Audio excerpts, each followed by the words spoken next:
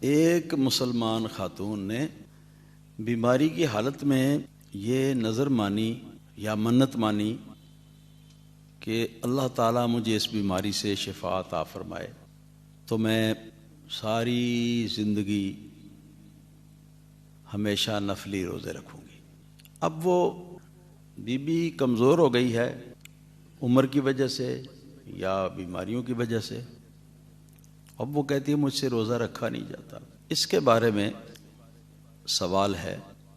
کہ اب وہ کیا کرے، کیسے اس کی منت ادا ہو۔ پہلے تو میں یہ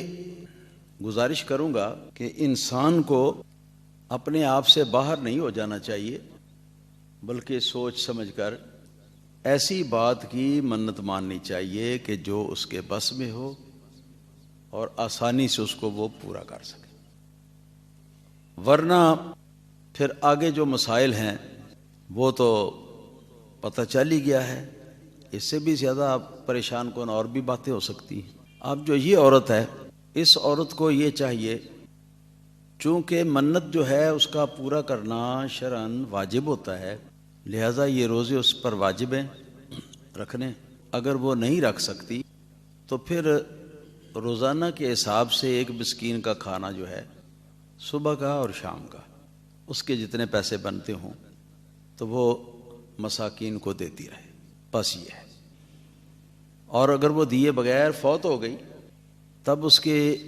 وارثوں پر یہ لازم ہے کہ وہ اس کی منت کے جو روزے ہیں ان کا فدیہ دیں اور اس بیچاری کی جان خلاصی اللہ تعالیٰ کے عذاب سے کرائیں۔ تو یہ بات ذہن میں ہمیشہ کے لیے رکھیں کہ منت مانیں تو اس بات کی منت مانیں جو اس کے بس میں ہو۔ ایک وقت تھا جب جہالت کی وجہ سے لوگ بیماروں کی شفا کے لیے منت یہ مانتے تھے، مثلا ایک بہن ہے، اس نے یہ منت مان لی کہ اس کا بھائی تھا بیمار اور سخت بیمار تھا، اس نے منت یہ مان لی، کسی نے اسے کہا کہ اس طرح منت مان لو، میرے بھائی کو اللہ تعالیٰ نے شفا عطا کی تو میں پتہ نہیں کتنے گاؤں سے کتنے دیہاتوں سے میں گدا کروں گی، جیسے فقیر گدا کرتے اس طرح گدا کروں گی، اور وہ پیسے جمع کر کے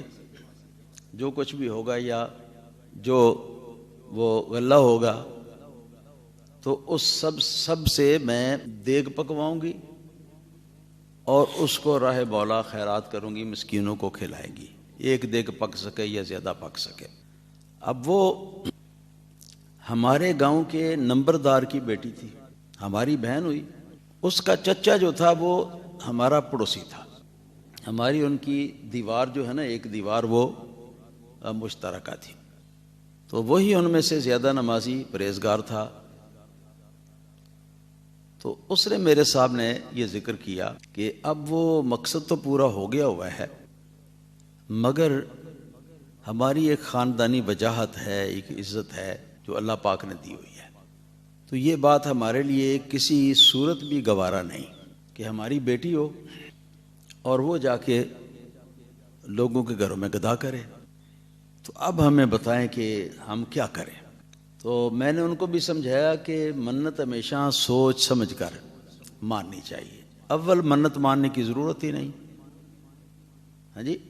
بہتر یہ ہوتا ہے کہ جتنی وہ آدمی منت ماننا چاہتا ہے نا، اتنا وہ کیا نام ہے وہ پیشگی پہلے سے اللہ تعالیٰ کی راہ میں خیرات کر دے اور دعا کرے کہ یا اللہ پاک یہ خیرات جو میں نے کی ہے یہ فلاں مقصد کے لیے، کہ تاکہ اللہ پاک اس کو پورا کر دے۔ اس میں حدیث پاک بھی وارد ہے، اور حدیث پاک کے اندر فرمایا گیا کہ بہتر بات جو ہے وہ یہ ہے منت ماننے سے۔ تو بھی منت ماننا حرام تو نہیں ہے، ناجائز نہیں ہے۔ میں نے ان کو سمجھایا، حالانکہ وہ اچھی خاصی سمجھدار لڑکی ہے، لڑکی نہیں اب تو وہ مائی ہے بوڑھی، اس زمانے میں وہ لڑکی تھی، نمازی پرہیزگار سب کچھ، خاندانی وجاہت جو ہے اس کی وجہ سے اس کے لیے یہ کام جو تھا یہ اب اس کا جی نہیں مان رہا تھا کہ میں یہ کام کروں۔ تو میں نے جناب ان کو نبی کریم صلی اللہ علیہ وسلم کی حدیث پاک جو ہے وہ پڑھ کے سنائی، جو صحیح بخاری اور صحیح مسلم میں ہے، اور اس کا مفہوم اس طرح ہے کہ اگر کسی شخص نے منت مان لی ہو فعل حرام پر، کیونکہ گداگری کرنا حرام ہے، ماں سوا اس غریب آدمی کے، اس فقیر آدمی کے کہ جس کے پاس ایک وقت کے کھانے کا انتظام نہیں، ایک وقت کے کھانے کا بھی انتظام نہیں، تو وہ اپنے اس ایک وقت کے کھانے کے لیے اتنی مقدار میں وہ بھیک مانگ لے تو اس پر شرعاً کوئی گناہ نہیں۔ تو اب ایسے فرد کا بھیک مانگنا یہ تو کسی طرح بھی شرعاً جائز نہیں ہے۔ تو حدیث پاک میں یہ آیا ہے جس نے اسی طرح کے برے کام کے اوپر منت مان لی ہو تو بعد میں اس کو یہ سمجھ آئے، پہلے سمجھ نہ تھی یا خیال نہیں ہے، کسی جذبات میں بھی آدمی کوئی کام کر لیتا ہے اور اس وقت آدمی کی عقل کام نہیں کرتی، عقل ساتھ نہیں دیتی، فرآ غیرہا خیرا منہا، تو وہ اس کام کے سوا کسی اور کام کو وہ اس سے بہتر اور صحیح جانتا ہو تو اسے چاہیے کہ وہ اچھا کام جو ہے اس کام کو وہ کر لے، اور اس کے بعد جو برا کام کرنے کی منت مانی تھی اس کی طرف سے کفارہ دے دے قسم کا۔ قسم کا کفارہ کیا ہے جی؟ یا تو 10 مسلمان مسکینوں کو 2 کپڑے، شلوار قمیض یا تیبند اور قمیض اپنے رسم رواج کے مطابق اس طرح کے لے کر دے جس طرح کے وہ خود پہنتا ہے، جی ایک ایک سوٹ لے کے دے۔ اگر اس سے یہ ممکن نہ ہو تو دوسری صورت یہ ہے کہ 10 مسکینوں کو 2 وقت کا کھانا جو ہے وہ کھلائے، یا تو یہ کہ جتنی فطرانے کی رقم ہوتی ہے، فطرانے کی رقم کے برابر اس کو 10 کے ساتھ ضرب دے کر تو جتنا مجموعہ ہو اتنا وہ مساکین کو دے دے۔ اور ایک اور بھی اس کا آسان طریقہ ہے کہ کسی مسکین کی ڈیوٹی لگا دی جائے کہ وہ روزانہ صبح بھی اور شام بھی آپ کے گھر آ کے کھانا کھا جایا کرے، یا اس کے گھر میں آپ کھانا پہنچا دیا کریں، اور وہ کھا لی، جتنا اس نے کھا لیا، جو بچ گیا وہ پھر آپ کا ہے، وہ اس کو آپ جو مرضی چاہیں کریں۔ اور اگر واقعتاً آدمی اتنا غریب ہو کہ اس کے بس میں یہ بھی نہ ہو، واقعتاً یہ نہیں کہ آدمی منہ سے کہے کہ نہیں جی میں ماڑا بندہ ہوں، میں رعایت کرو، اے کرو او کرو،